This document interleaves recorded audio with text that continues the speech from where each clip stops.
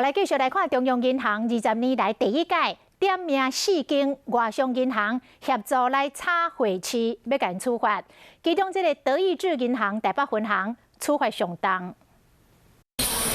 新台币1升，去年央行拼命稳定这个汇率，发现讲有人趁这个机会咧查汇率，毕竟国际央商易受新台币晚期外汇趁汇差。真侪外商银行承做相关的业务，等是伫替这人做助手。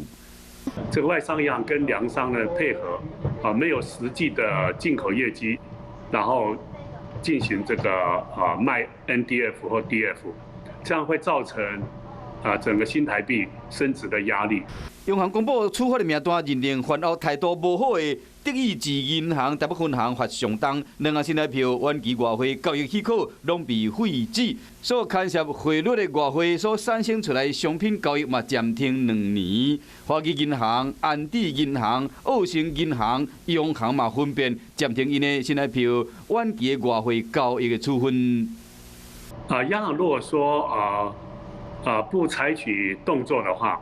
这炒汇集团会揪团来越炒越严重，那新台币可能会